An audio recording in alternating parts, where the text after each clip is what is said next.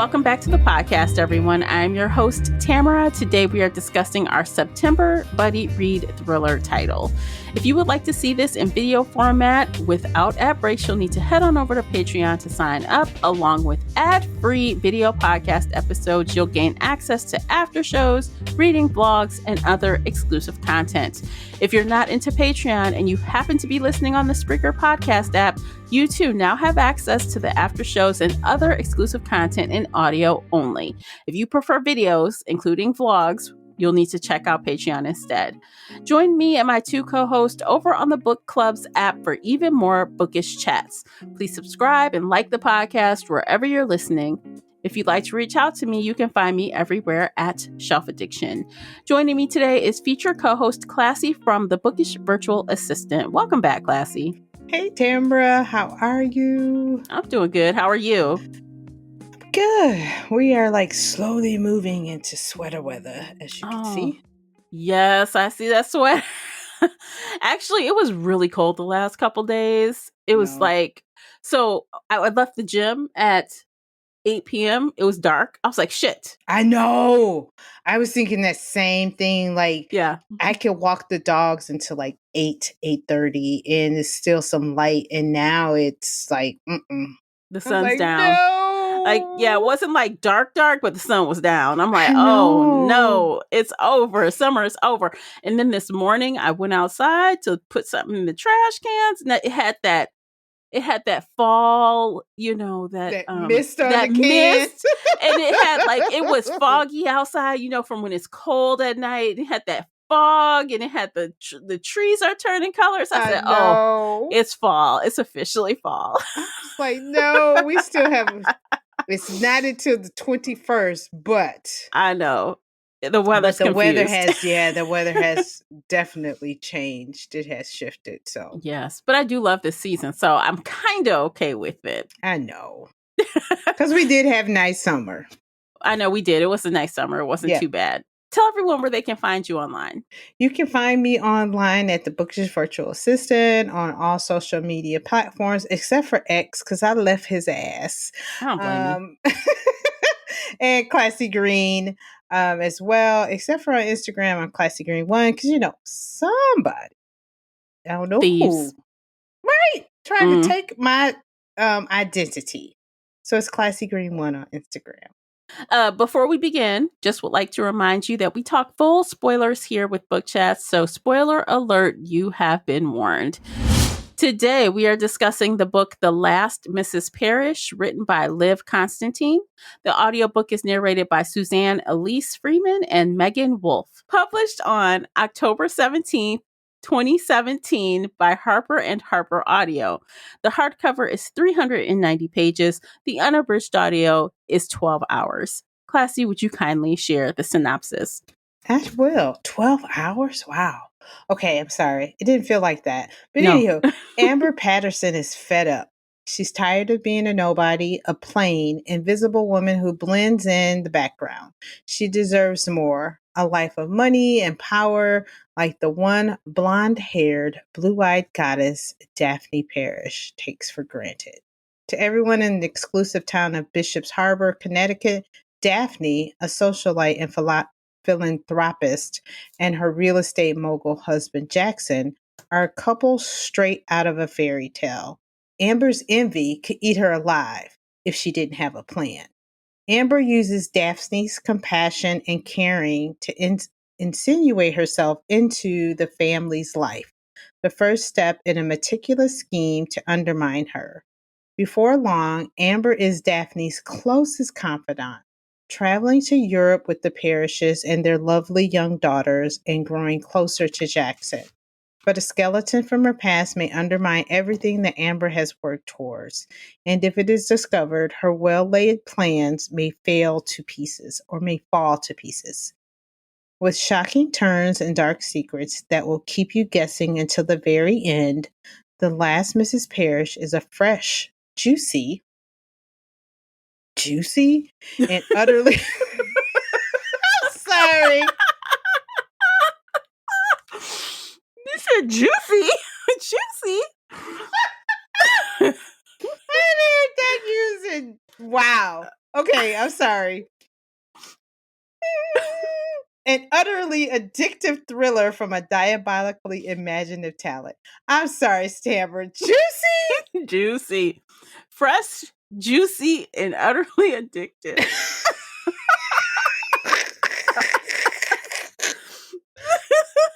I'm sorry, guys. Oh, I don't know. Who uses juicy? I haven't seen that in a description. Thriller. This is in the thriller. Well, from Goodreads, and I'm assuming they probably marketed this as a thriller suspense with a juicy. Juicy. Okay, I'm sorry, guys. That cracked me the hell up. I'm sorry, I couldn't help. I think, yeah, maybe they meant juicy in the way that soap operas are juicy, kind of. But still, that's like really old. What? Who says that? I know. Yeah, because I mean, there were some. Okay, we'll get into juicy later, but that just reading it out loud, I was like, who the hell wrote this? I'm sorry. Somebody who was watching Days of Our Lives in 1985. I'm just saying. I think you might be right because juicy just was like, how? I don't know. Yeah, that was funny. Okay. Yeah. I'm glad I'm not the only one. I'm about over here to tear up over here after read that. I was like, because I didn't read the synopsis beforehand. Someone recommended this. So I was just like, okay, let's try this. Oh, God. Okay, I'm sorry. Okay. Let me get myself together, folks. All right, we'll get it together, y'all. Okay, so high level, what did you think when you finished the book?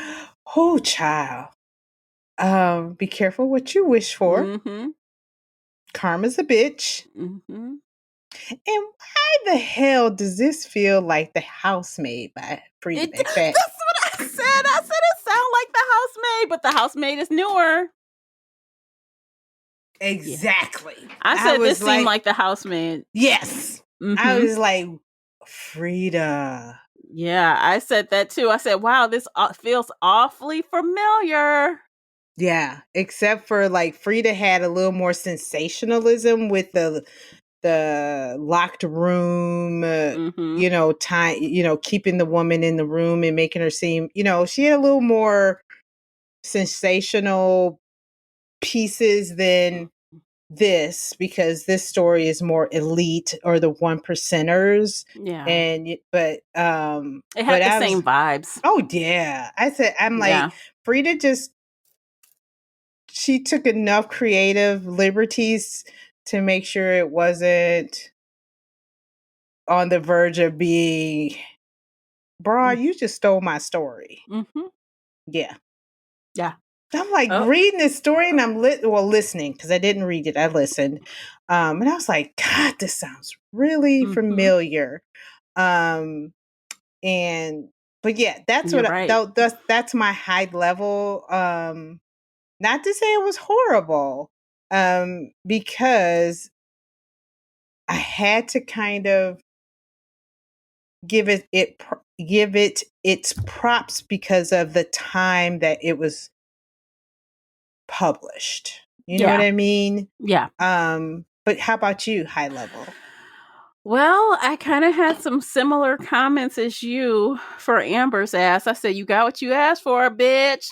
Cause he was just like, Jackson was cut and paste, man. He was just like, oh, new broad, same. I said he's doing the exact same thing. Man, Bora.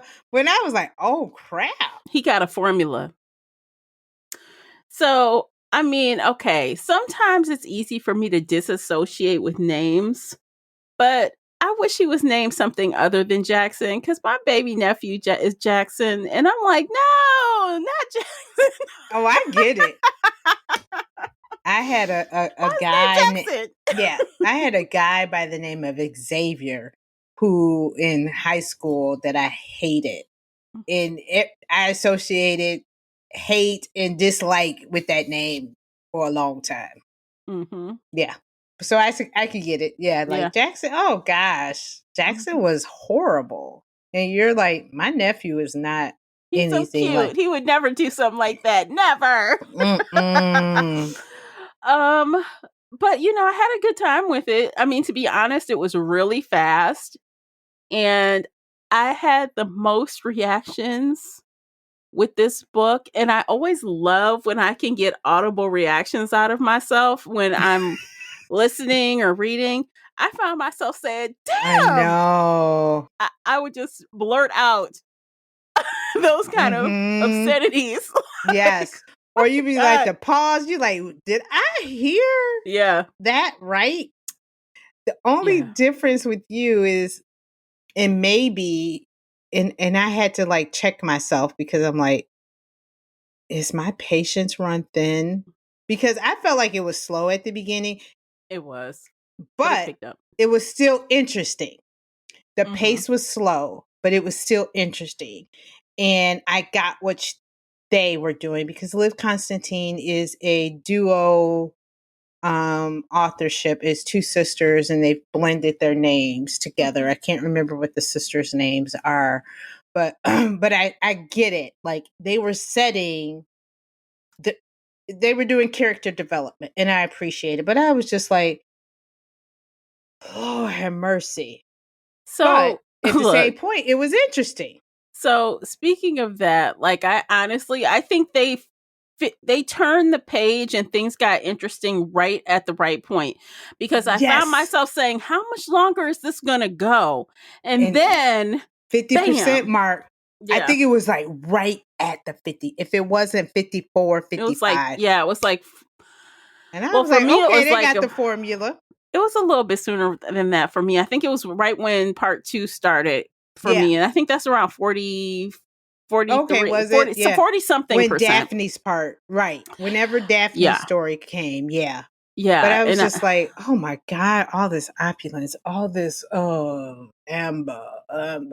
But I also think it was because we read Amber's prequel. And I mhm. was like, okay, Classy, back up because you read the prequel. So why her ass ain't learned nothing? She ain't learned shit. She kept talking about she wouldn't make that mistake again, but she was so dumb. So Greedy. dumb. She was greedy. She was past dumb. She had got to the point of just greed. And yeah. Look, I get it. I understand the greed had her, the dollar signs in her eyes had her blinded to everything else. But my God, don't you have any sense of self preservation? And Yeah. she even, this character, Amber, even noticed, Amber, AKA, what's her real name anyway? Lana. Lana. Lana. Yeah, She Lana. noticed things, spoke to it, and said, carry on. Like, Just you's a dumb one. it just went over because she was like, she basically felt like nobody's smarter. I'm smarter than everybody else in the room. She's not.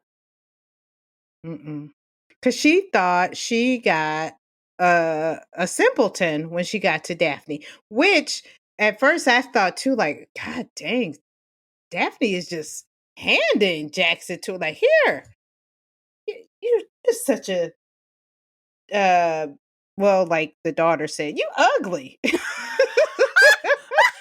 She was like, she homely.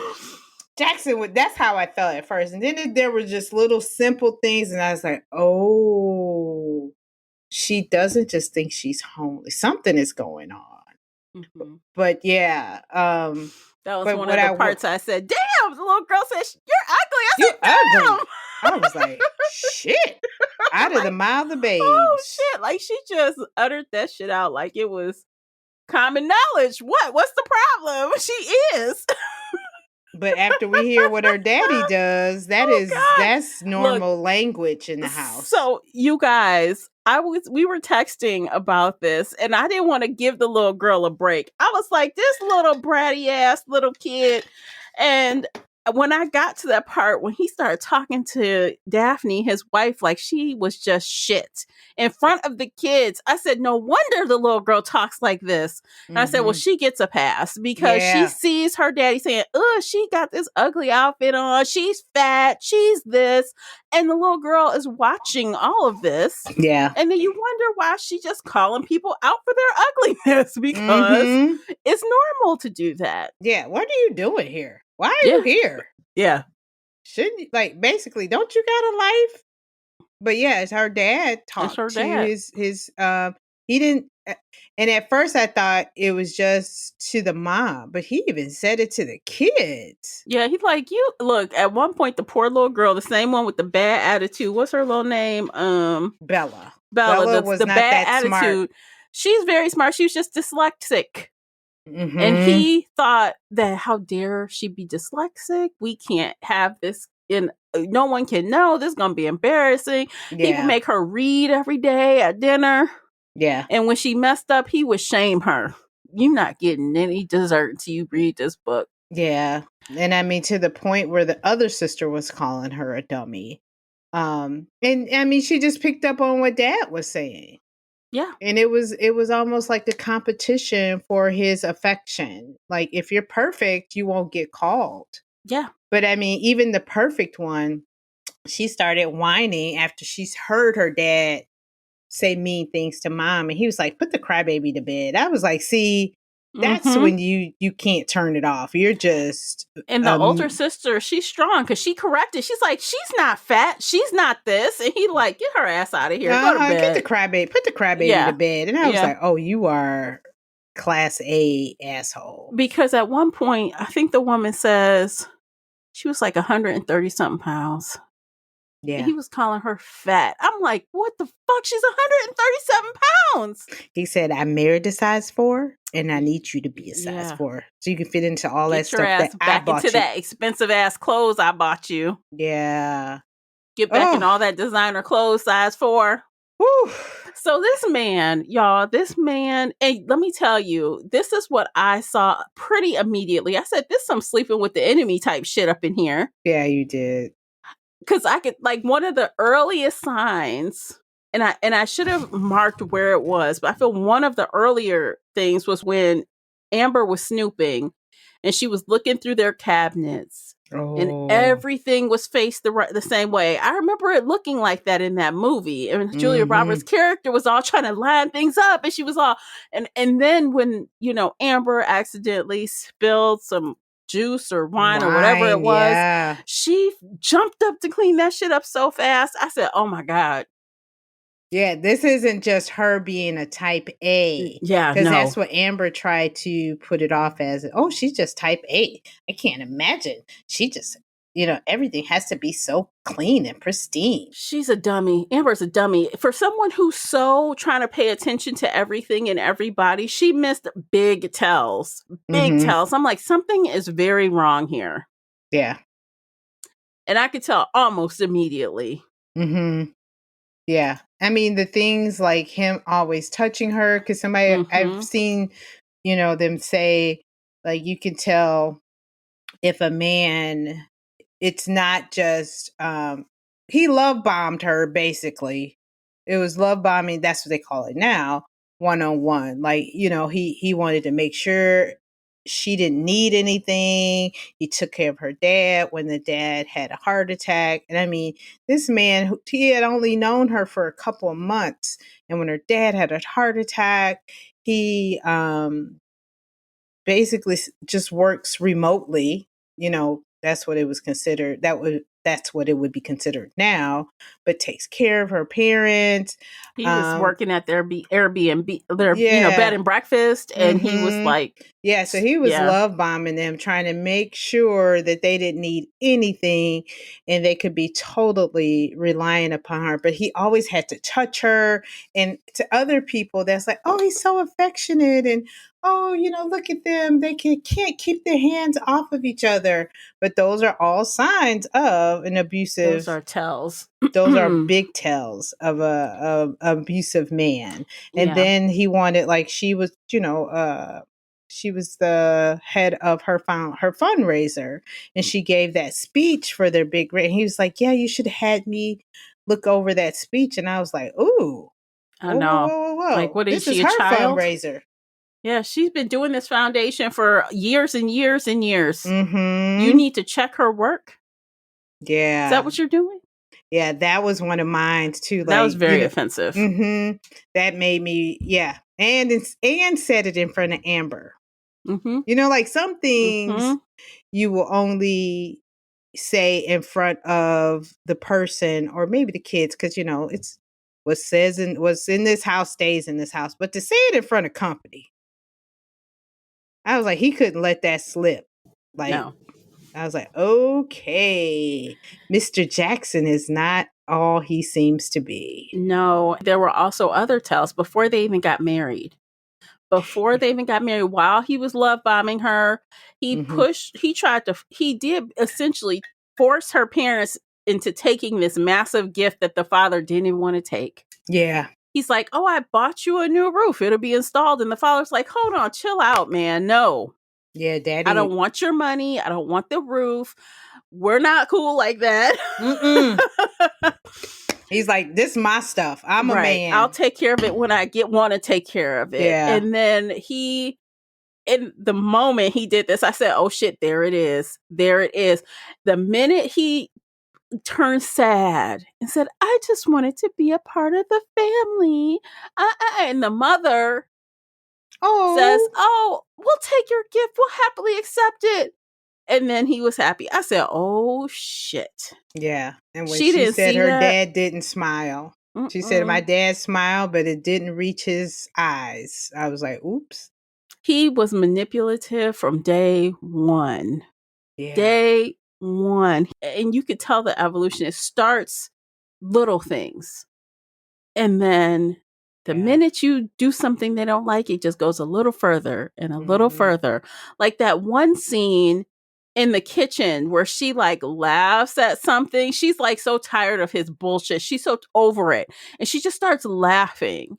And he cannot stand it. So he starts throwing shit at her out of the refrigerator, like throwing food at her, throwing shit. Oh, and the juices weren't lined up. He's throwing, like he was talking about, I forgot, it was the exact kind of juice he even said in there, the type of juice. Wasn't it like BAI? Some kind of, they weren't organized right. Yeah, and he's throwing shit, making a mess, and then he's like, you clean this up.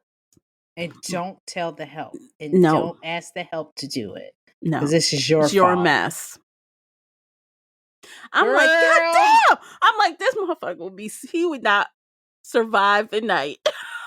Girl, and when he stood over that, when I knew he was crazy too when he was talking about the babies and if the babies weren't perfect, because they had to get tested because her foundation is for cystic fibrosis. And she wanted to make sure, with their first babies, that none of the babies, that they didn't carry the gene. She carried the gene, but wanted to make sure he didn't, or their child would have it. And he was just like, and if we do, and we'll just abort and try it again. Yeah. She was like, what? Oh, image is everything. She was like, why would you? And then he just did not like anything she was saying. No. It was an argument, and she thought it let it go, but he didn't let it go. No, because he was, and then he used that against her about, you just can't let your sister's death go. You just keep harping on it. Maybe you need to see somebody. I was like, ugh. So this guy got people that he knows because of his influence, doctors and other people, to make her seem like she crazy. He had her ass committed. Yeah, people that owed him favors, basically. Yeah. Because he was a nasty guy. Yeah, and he just escalated so far to the point where he's putting a pew-pew in her mouth. She wakes up and there's something cold and metal in her mouth, and I'm sure you guys know what we're talking about. Mm-hmm. I feel like I was shocked. I'm like, oh my God. I was like, I know that's not what I think it is. Yeah, yeah. And that's where when we got to those kind of points, I was like, so that's where in my mystery thriller suspense, crime fiction lover brain, I was like, with the genre tags. And I was like, is this really? Because this is almost kind of like dark romance, maybe? Almost literary, like. No, that's not dark romance because that's not dark. It's not dark romance because. Well, yeah, right. Because it wouldn't be considered romance because it wasn't It wasn't gunplay. They both didn't know what was happening. Thank you for correcting me on that. Yeah, exactly. That's why. It wasn't like consensual and it's like, right. Oh, we're playing. Yes, right. It wasn't. But it was just like, what is this? Is this really? And I had a hard time understanding. I feel like I would have done everything to get away with him from him. I don't care what. I feel like she let that go a lot longer for years. For years that went on. I know when they said it was Tallulah's 10th birthday. Yeah, years. And I was like, because I was thinking to myself, 5? But it was 10 years. A decade. Yeah. And this guy is so bad. Like, he did so much shit to her. Like, she probably will be single for the rest of her life. Fuck these guys. I'm not letting anybody near me. That's how I would be. Yeah. Because he totally... Wow. He gave her... She ended up with a fucking almost an eating disorder because of his ass, basically. She has so much to work through with body image, self-image, food. Trust. I mean, all of this. It's like, it's caused her so many problems. And the craziest part was, he almost wasn't even going to let her go. I said, oh my God. He's going to try to... He tried everything under the sun to make this woman feel like she was mentally unstable. Yeah. He was cheating, telling Amber all the things, and he had no plans on divorcing her. 0. None. Until she... You know what surprised me is in this story, I thought she knew about Amber a lot sooner than she did. But when her story, when it came to her, because it was told in dual POV. So part 1 was all Amber, which was probably up to the 50% mark, maybe 45% mark. And then Daphne's story comes in. And it does get to be a little repetitive, but we hear it from different points of view. And at one point, like Tamara said, we were, chatting about this. And I'm like, she's just giving her husband, to him, to Amber. But when I was like, we realized beforehand that something is going on. But I thought she knew Amber was playing games way before Meredith came to her about her background. Because I was like, no, she's not that dumb. She had to research. But she was so gullible and just believing and blah, blah, blah. And come to find out, she really didn't know Amber was a fraud until about that time, if not a little bit later. But think about it, though. The interactions with Jackson and Amber did not increase until after that revelation. It did. So until then, she was wanting to dote on her like a sister. Let me buy you clothes and get you this. She was like giving her gifts, and she was treating her like her long lost sister, basically. Right. But after she found out about her, that is when hey, you need a job, let me let you work at my husband's company. Hey, why don't you stay at that apartment? Hey, like those things where she was actively pushing them together didn't happen till after. Right. And that was a point when Amber said that she got fired. And that's when I think that's when, that catalyst or that climax or that switch did come, because, it was, let's go on the boat. Let's do this, and that. So yeah, it did. Invite you to Christmas. Invite you. Hey, this perfume I'm allergic to. She dropped all these things knowing because that she was a scam artist. She knew exactly what she would pick up and do with it. Yeah. Yep. She was Daphne was very smart. When she got it together and figured out what the fuck was going on, she knew exactly what breadcrumbs to drop for her to pick up and use them to grab her husband. Yeah. And not only that, because, her husband was like, she's basically a dumb bumpkin from whatever little town. You need to take French classes. Well, Daphne stopped taking the French classes and started taking psychology classes and really began to know the signs of a psychopath, basically, or narcissist or whatever. She's several. Yeah. And she started picking up on, and she started playing the game and playing on him psychologically, and she flipped the script on his ass. She did. But again, he almost didn't even care. He's like, oh, I know someone who is having a baby. We can adopt a baby. I know. He almost didn't even let her go still. And she like, oh, fuck, what is he talking about? You know, she like, okay. Yeah, exactly. But I was just like, okay, so now I see how she's doing this with, playing his game. And it was really nice where it was subtle to the point where she still coddled him a little bit, or kind of gave, oh, is this what you want? Oh, I'm so sorry. Oh, I'm just so stupid. I didn't tell Amber that you were going to be at the, because, at first he was like, Amber's just to help. But she was like, but Amber's ass has a game plan that you don't even know about. So, I mean, with her working kind of in concert with her without Amber being aware of her doing that. Yes. Wow. That was so crazy. Like, for real. I couldn't believe how seamless that was. He thought he was the smartest fucking person in the room. I love that part.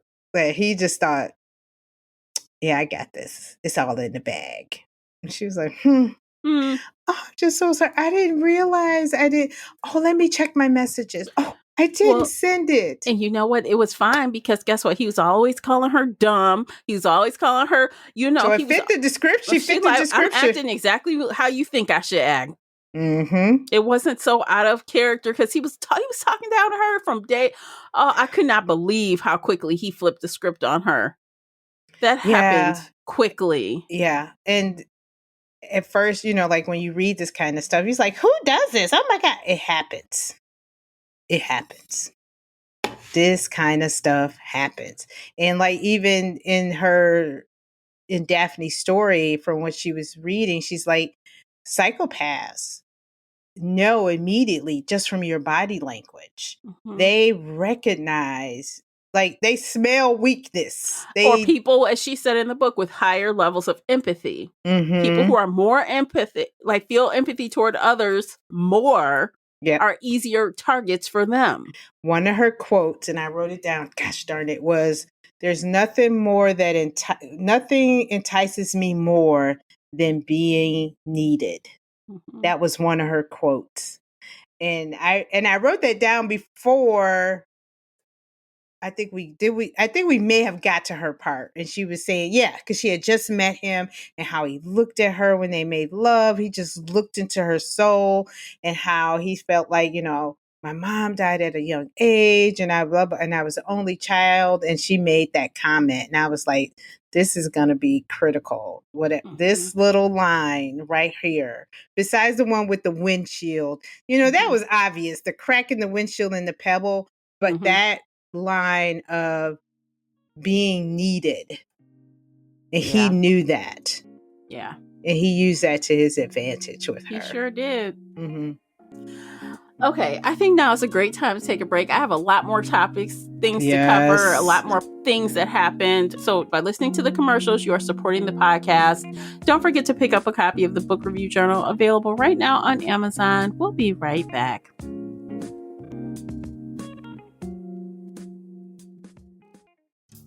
Today's episode is brought to you by the Shelf Addiction merch store. Check out all the bookish t-shirts, notebooks, mugs, and more. Don't miss out on these original designs, perfect for any book nerd. Support the podcast and visit shelfaddiction.com/merch and pick up your next favorite bookish item.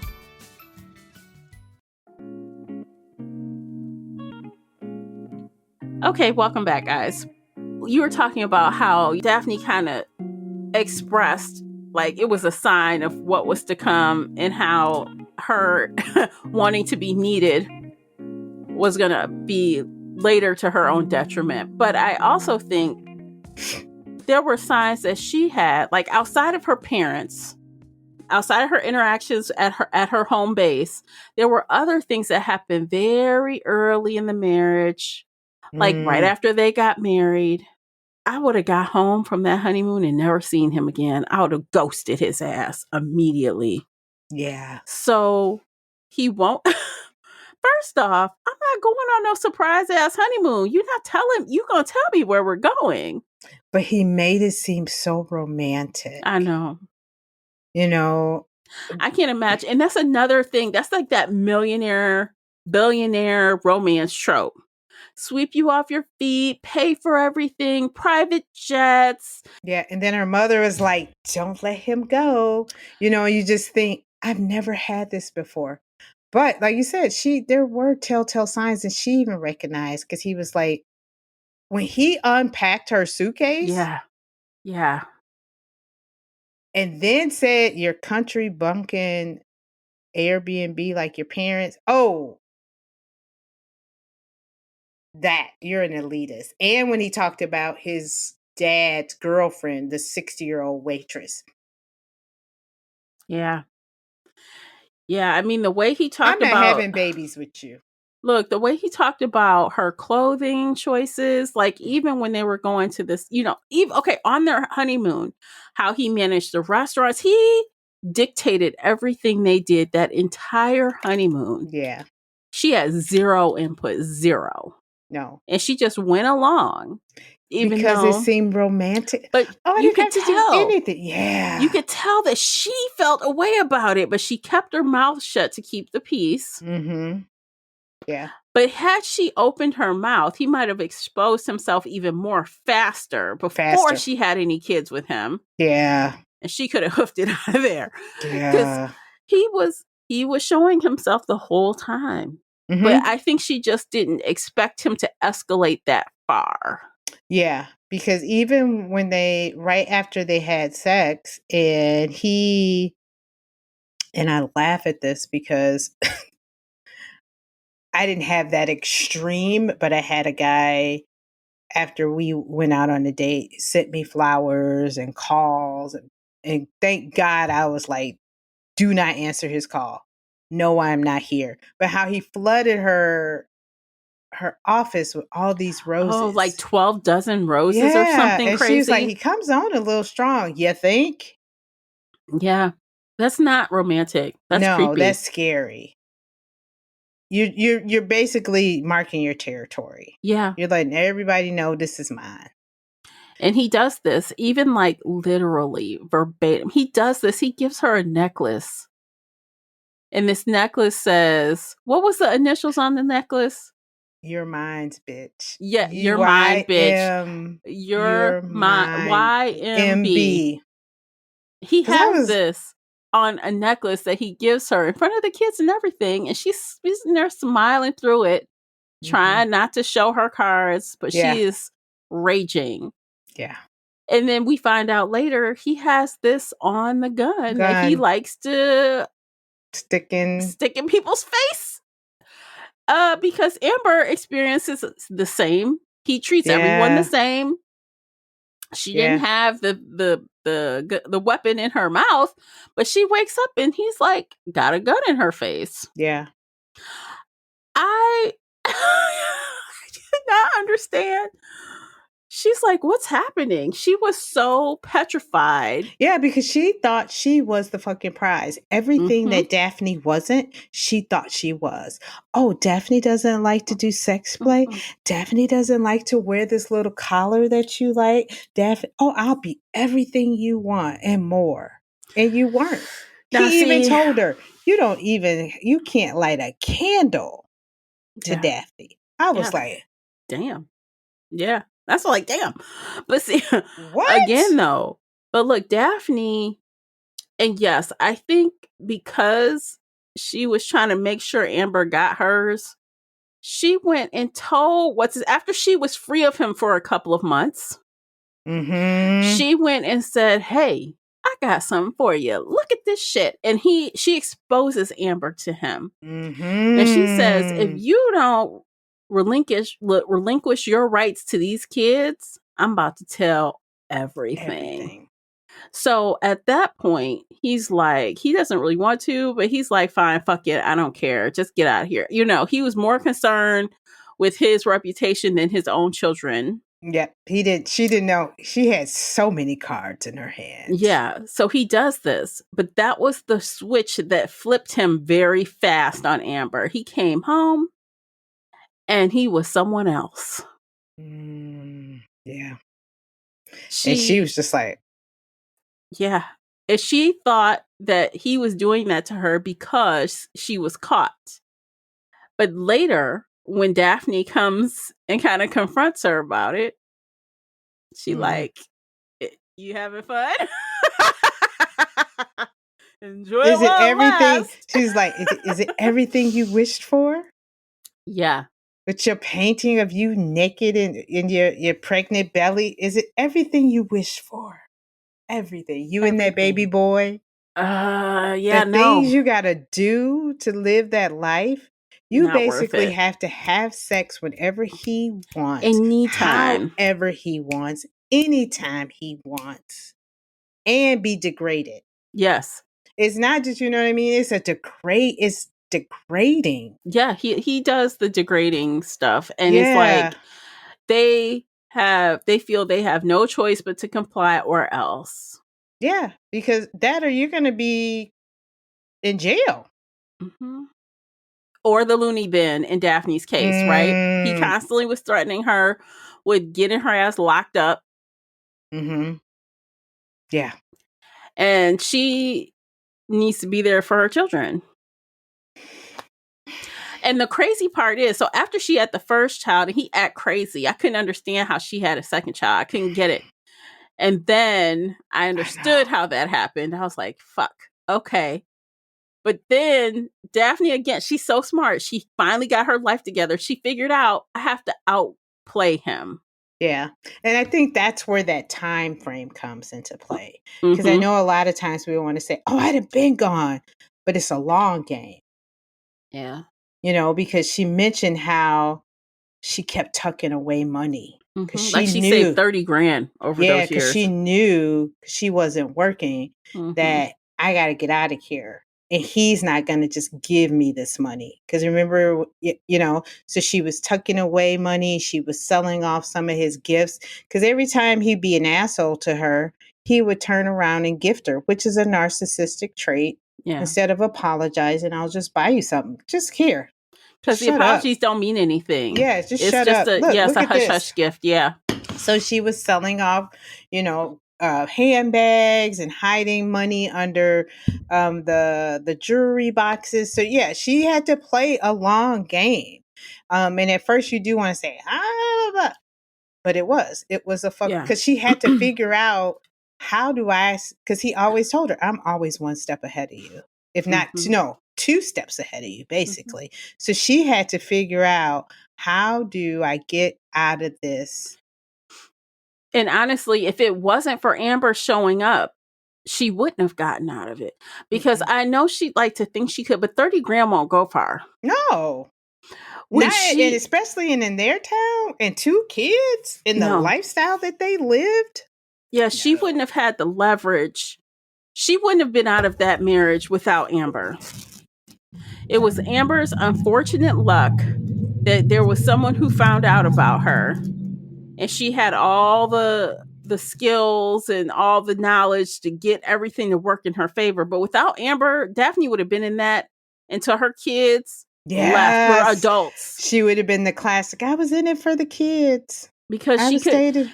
Her kids needed to be adults. They Yeah. needed to be adults, and then she could get away from him, and there was nothing he could do about it at that point. So her youngest child would have had to be 18 years old before she left him, Mm-hmm. if it wasn't for Amber showing up. Yeah.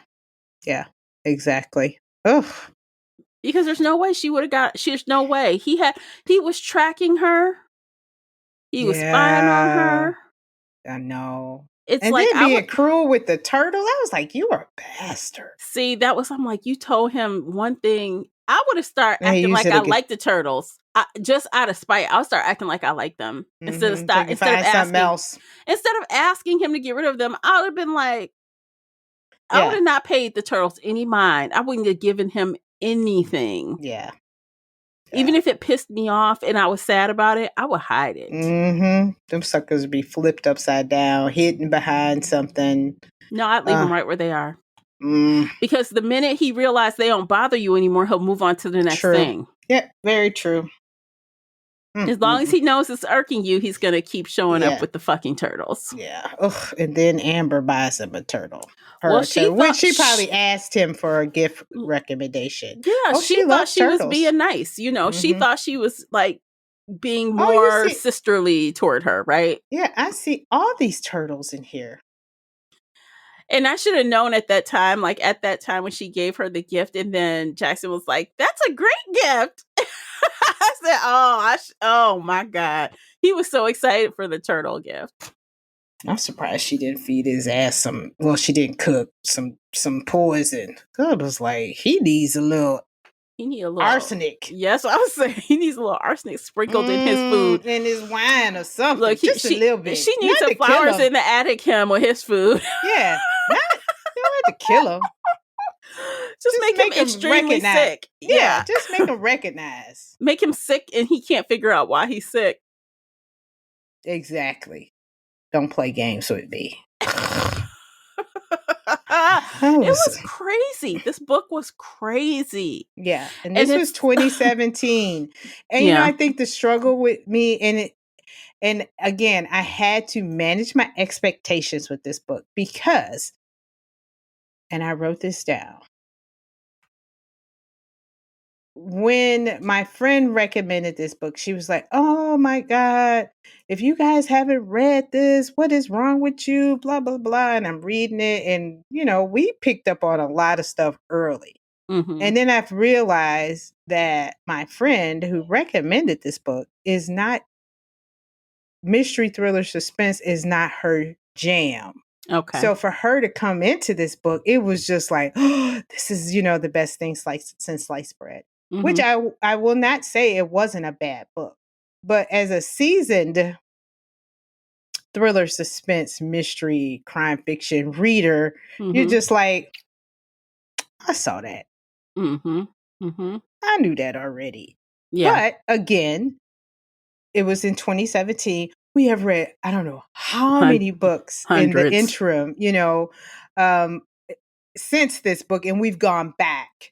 So you got to realize too, like when you go back and you read some older stuff, you're just like, I've read this before. But you got to realize at that time frame, this probably was the shit back in 2017. Yeah. Because it was probably innovative and blah, blah, blah. So that's how I had to kind of like manage this with my expectations. Like, it's not that bad.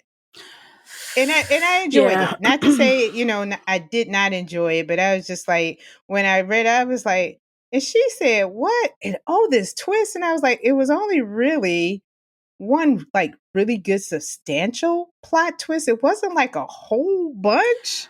There were two. I guess there were two to me that were reveals to Amber and Jackson.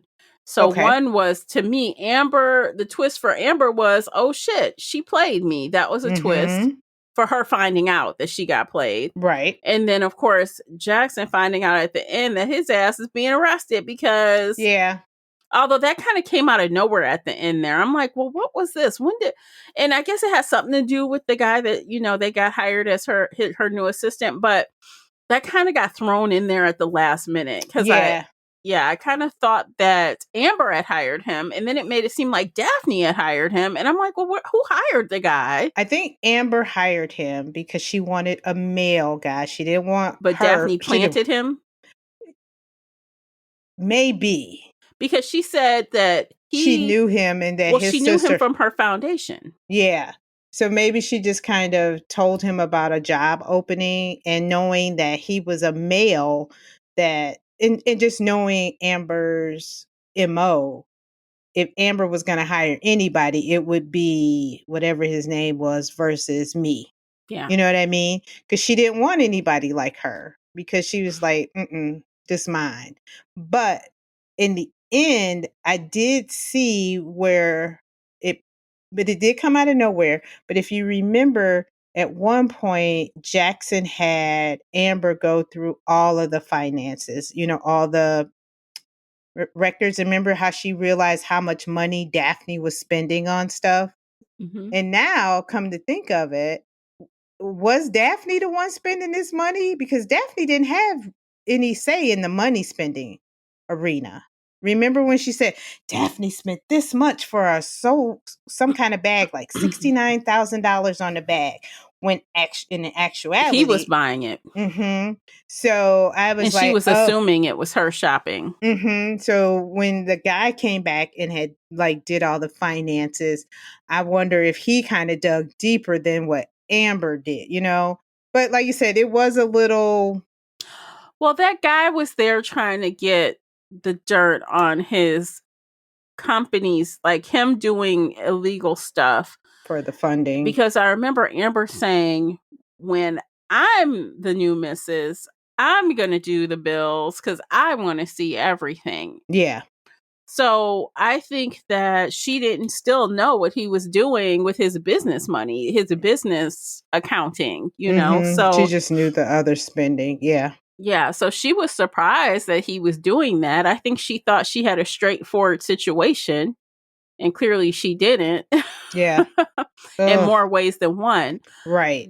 But I do want to ask you this, because this is, I guess, something that some people would not like. Now, for me, let me just preface this by saying, yes, it's fiction. Yes, it was for entertainment. But I know that some people would have a problem with this. So what about the notion of a woman getting, quote unquote, what she deserved? Because this woman, Daphne, served up a domestic abuse situation to another woman. She served it up. And some people, even though she was there for the wrong reason, some people would still shame someone for doing that. What do you think? No, you know what? Because she came to me under false pretenses. You came to me as if you were a friend, and I took you in. I'd let you be with my children. We could take Jackson's ass out of this, because Jackson is on paper, but my blood, the children that I birthed. And I saw how you manipulated them with gifts just to get to my husband. Mama Bear don't play there. So it's a dish, yeah. Granted, it was abusive. Yeah. But you came under false pretenses. I thought you were a good friend, blah, blah, blah, and you did me dirty. I don't know what else to tell you. So, I'm sorry. You know what? If she had found that Amber wasn't that kind of artist, honestly, she was just going to take her in. She was just going to include her. She had no plans on doing anything bad to that woman. Nope. Honestly, Amber could have made out just being that woman's best damn friend. Yep. Exactly. But she's greedy. Yep. That's how, yeah. When you said that, I'm like, especially after we found out when she really figured out that Amber was in it for a totally different motive. Like you said, you are with my children. You are sleeping in my guest room. You are like my best friend. Because that's what she had considered her. And you knew what I went through, and I had exposed, I had told you some deep secrets, and you used all of that against me. So I'm not sure. Granted, I served you up to an abuser. Yeah. But the end result still was on you, Amber, because you chose this route. I was like, you want his ass? Here you go. But you made the final decision. Yeah. You made the final decision. You basically got pregnant before I could even let his ass go. She did. She had a plan. You had a plan already. I don't know what to tell you. She did have a plan. Because even if I told you, oops, he likes to beat you. He likes to choke you out. He might do this, this, and that. You got a baby in you now. See, and I kind of almost just want to give Daphne the pass in the interest of self-preservation. Because, like I mentioned earlier, there was no out for her. Without Amber as this quote-unquote scapegoat, right? Without her, She would have been there till those kids were 18. Mm-hmm. Because he was controlling every portion of her life. Yeah. Yeah. I don't even know how she was able to get a P.O. box without him knowing. She was so slick to be able to do that without him finding out. She worked double time. I mean, triple time to figure out how to do that without him. Her. Yeah. And I don't know. I mean, granted, the author probably, left some of that out, but I'm assuming she probably figured out where were cameras and how was he tracking her and different things like that. Think we should just move on to something else? Yeah. Well, do you have topics or things that you wrote down that you think we should cover? Let's see. I'm looking through my notes now. Yeah. Or do we do narrators? We can talk about the narrators. Okay. At one point, I was like, I think when it got to the end, it mentioned both narrators, and I was like, oh. At one point, I thought it was one narrator doing two voices. Oh, you did? I did. And I was like, oh, okay, it was two. And I mean, I could tell the difference in the voices, but I almost thought it was just one narrator doing dual voices. Yeah, the difference in their voices wasn't very much. It wasn't very, it would have been nice if maybe one of them had maybe a slight accent or something. Yeah, I don't know. Maybe like a deeper intonation or something. They were very similar. Yeah, because like I said, when they were like, and this book was narrated by someone, and I was like, oh, even though it probably mentioned it at the beginning, but at the beginning you're just like, yeah, get to the story. Get to it, yeah. I stopped listening after the author's name. Yeah, and I tried to do the fastest I could go was 1.8. I tried to go faster, and it was just, and I don't know if it's because their voices were tinny or high. I couldn't go anything higher than 1.8 with them. I listened to at 1.8 for most of it, and then that final stretch after that final stretch at the end, kind of when we fast forwarded 8 months, I was like, let's just get to the end. I listened to that 2x at the end. I'm like, come on, let's just get there. Let's get there. He was like, I've got to the meat of the story. Yeah. But I did. I tried to go up because I felt like the pacing was a little slow at the beginning. So I tried to up it to 2 before we got to Daphne, and it was just really odd, and because I mean, we've listened to books at 2.0, but it was just something with the narrators' voices that 2.0 did not work for me. So that's fair. Yeah. Yeah, I generally speaking, I didn't have any issues with the narrators. I agree with you; their voices were similar, but at that point, I mean, I was really tuning in for the story, like the plot, and trying to see. And I was like so aggravated with these characters. I think that they were just quote unquote fine. There was nothing wrong with them. No, but they weren't spectacular either. They were average narrators. They're fine. I was like, yeah, they were. No major issues. It was more of the plot and the characters getting on my nerve until we got to part 2, and I was like, okay, Daphne. I'm team Daphne. So, before we rate, I do want to talk about the title. The title, The Last Mrs. Parrish. What does that mean? So I was thinking the same thing. Does it mean that, are we talking past tense? So like Daphne was the last Mrs. Parrish? Or are we talking about Amber? Amber is the last Mrs. Parrish. And if that was the thing, I was like, is it now? Then I kept waiting on old dude to die. Because I'm like, okay, is she the last Mrs. Parrish? I know. Like, I don't get it. And it's been a while since this book was written in 2017, and the next book is coming out. Oh, it's out now. Yeah, so I was wondering that as well. Like, what does the last? Because when you say the last, that means there's no one else after you, right? So it can't be Daphne, right? Well, so then book 2, or it could say they're talking. Yeah. Okay, so book 2 might help explain it. Okay. Book 2 came out in June of 2024, and it's called The Next Mrs. Parrish. Okay, so really quickly, I'll just read the top paragraph.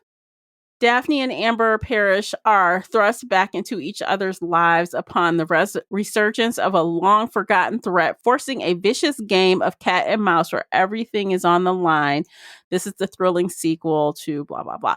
So I'm thinking the last Mrs. Parrish must be Daphne. She was the last one, like as in past. And Amber is the next one, right? Maybe? Yeah, I guess so. She would be. And that's why I was wondering, do they mean last as in previous, like the last one, or like the last one as in like the final? Right, like the one who is current and I have the title. I don't know. But based on the next book being The Next Mrs. Parrish, and we're talking with Daphne and Amber again. Yeah. But I guess, that's one of those, we'll just play on all of our readers' intelligence here. Who do you think? I hate when they do that shit.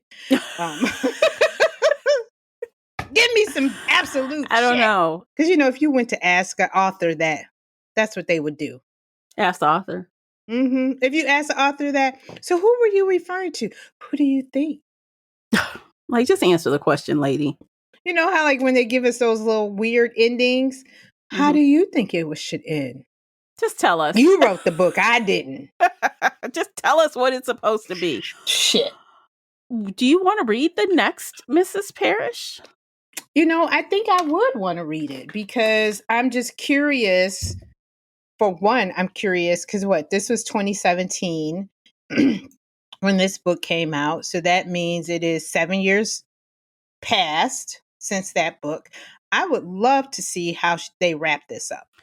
Now, I am curious to see how this would be too, only because if I read into this synopsis a little bit more, it looks like it only time jumps 1 year, less than 1 year. After the birth of Jackson Jr.? No, after Jackson's tax evasion scandal. Okay. Well, I was just saying with the baby. That's all I was. Well, remember, Amber's baby was 8 months by the time the tax thing happened. Oh, 8 months had passed. You're good. Do you remember that? I just knew he was. Yeah, because he wasn't. Yeah, because he wasn't a full year. Because she said she couldn't wait till he was basically just a little lump that could just roll over. She wanted. Yeah. Okay. Yeah. So we had a couple of mini time jumps. So even though this is written in 2024, is it going to feel like 2018? Yeah. Or is it going to feel like now? I mean, I am kind of curious. Yeah, because the other thing with that would be because since that time, so much has changed. And I know they wouldn't probably come in with hashtags and all that kind of stuff, but so many stories have tried to imitate The Last Mrs. Parrish. You see what I mean? I think that's where I want to see how Liv Constantine is going to evolve with this story, because it's like here you have The Last Mrs. Parrish, which everybody loved, and then you have all these little people, these other authors who have kind of made stories similar to your story. So you really have to bring your shit to make this part 2 sell. I mean, it's going to sell because they liked it, but past the early reviews, you know what I mean? That's how I'm feeling. Like I can see all your early reviews. You know how we are. Okay, early reviews mean nothing to us. Let's take a look at this. So we are almost mid-September. It's been out since June. Okay, so it's been out a couple of months now. Yeah, about 3 months, right? Yeah, almost 3 months. And so far, so the first book, obviously, it's been out a long time. A lot of people have had time to read it, right? So that one had almost 390,000 ratings, rounding up. Wow. And the second book has almost 45,000 ratings. So I think for a couple of months, that's pretty good. Yeah, that is. Yeah, because a lot of people probably don't even know it's out yet. You know what I mean? So unless they were tracking for it, or just, it fell into their algorithm, they might not even know the second book exists. Yeah. Okay. And then the prequel that we read, okay, so y'all, we read the prequel, or we listened to the Audible exclusive original prequel called The First Shot. And that kind of was our decision maker on if we were going to read this book or not. Mm-hmm. And that one came out in 2020. And that one has like a hair under 18,000 ratings. So a lot of people didn't even read Amber's or Lana's origin story. Right. But yeah, I am interested just to see where they go with this sequel. Because I just feel like, like when you have such a great story, you really got to bring it for that sequel to be good. Yeah. And like I said, after so many people have told this story before, like for people who don't know about the last Mrs. Parrish and are reading Frida's story, hint, hint, hint, they think, oh my God, Frida, been there, done that. I mean, it's a Gone Girl. It's kind of like the Gone Girl, situation where you have Gone Girl out here and everybody is trying to do the Gone Girl thing. So I would read it. I don't know if we would do it as a buddy read, but personally, I would read the story on my own. I don't know if that's something you would like to do on a one-off like we do every once in a while. But I would be interested to see how these two sisters do it. I do want to bring this up before we go any further. I felt like their writing was seamless. You did? I saw a little difference, but I Mm-hmm. was like, I enjoyed you because, some people when they write with dual, you can really tell the difference. Mm-hmm. But I enjoyed their dual writing, Yeah. especially when they did, and I could see how, with the POVs. And I thought they did a great job. Yeah, they have similar style. And they've been doing this a long time. Mm-hmm. They've been writing together a long time. So at this point, they better have it down. Well, there's another, and I don't think they're sisters, but it's like, is it Sarah Gerritsen, Garintzy? Oh gosh, I can't remember their names, but they do dual too, and I don't think they're siblings, but they're. Is it? Oh gosh, it was like a Netflix movie that their book was based on. But yeah, I did like their writing. Yeah, I had no problem with it either. I don't think it's the most exceptional writing I ever read, but there weren't any blaring red flags No. anywhere. So that was a good thing. But regarding the next Mrs. Parrish, in my mind, I do want to read it. And it's just something that if I don't read it pretty quickly, I'm going to forget about it. Yeah, exactly. Because this was so long ago. So from where I sit, this is something that if you wanted to read it, we could do something on Patreon. So y'all on Patreon, for Patreon and Spreaker supporters, I wouldn't want to do it as a buddy read because I don't want to wait a whole month and then talk about this with the group again. I just don't. Like, I feel like I kind of want, because I have a sinking feeling it might not be as good. Not the sinking feeling. Yeah, like, you know how sometimes they try to make a star again, they try to recreate the magic, and sometimes it might not quite hit it. Oh yeah. Just based on some of the reviews. I kind of want to see for myself, but in case it's bad, I want to save it for the people that understand. Oh, I get it. I get it. So that's kind of where I sit with it as far as reading forward. I will read it, but it won't be something on the podcast feed. So it will be And it for has, and like you said too, it would have to be pretty early on because our TBR is so big that it would get pushed back, and then I don't think I would appreciate it as much if I read it too far out. Let's rate The Last Mrs. I give Parrish. it 4. I enjoyed it. I thought it was fun. Um, Okay.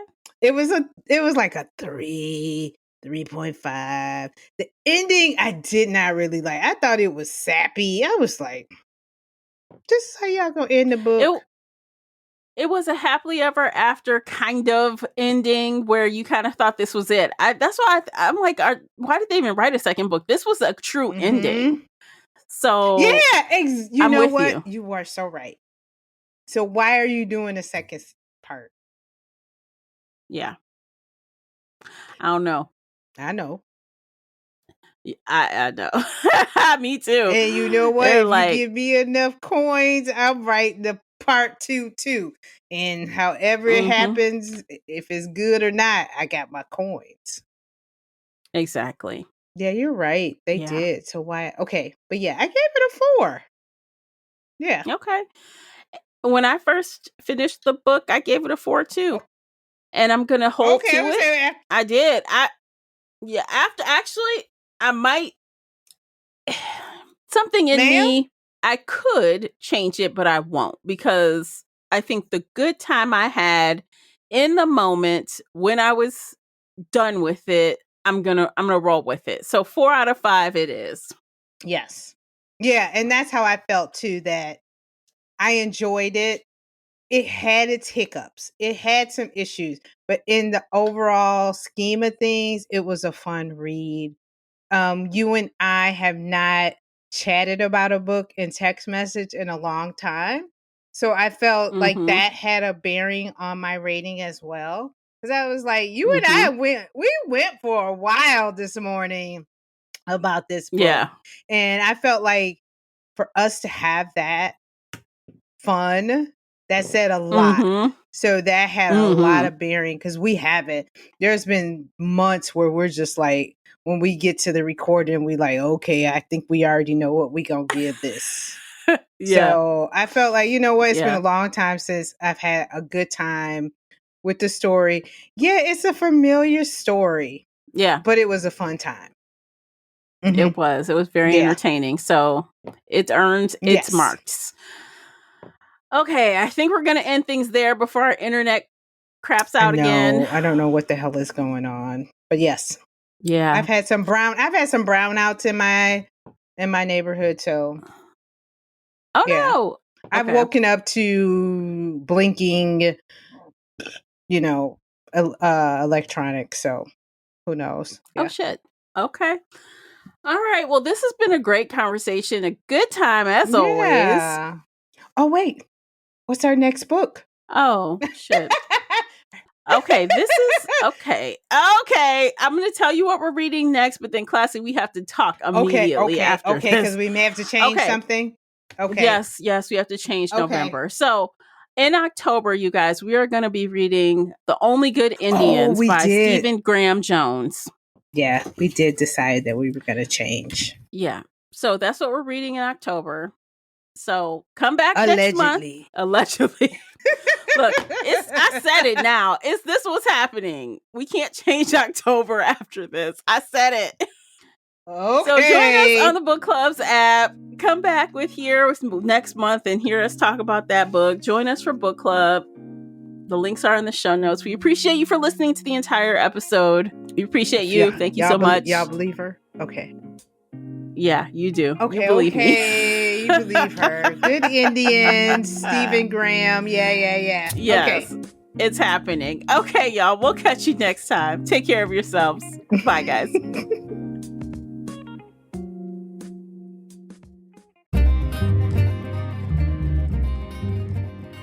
Did you enjoy today's episode? If so, please head over to Apple Podcast or Spotify and leave a positive 5-star review. It's a simple action that makes a big difference. You can also like this episode on your favorite podcast player or share it with your fellow bookworm friends on social media.